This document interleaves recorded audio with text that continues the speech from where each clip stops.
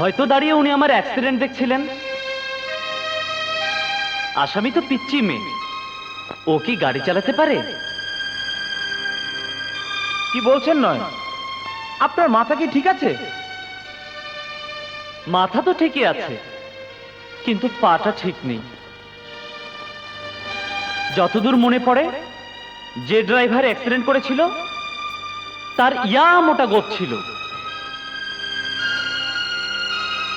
অর্থাৎ মোষ ছিল, কিন্তু ওর তো তা নেই।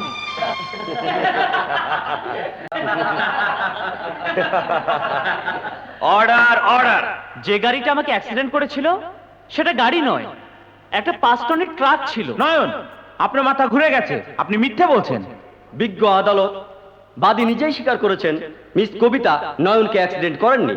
সুতরাং আসামি মিস কবিতাকে উক্ত মামলা থেকে অব্যাহতি দেওয়া হোক।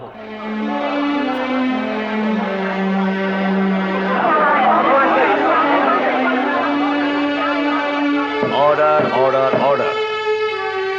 জনাব নয়নের কথায় এটা নিঃসন্দেহে প্রমাণিত হয়েছে যে আসামি মিস কবিতা এই দুর্ঘটনার সাথে জড়িত নন।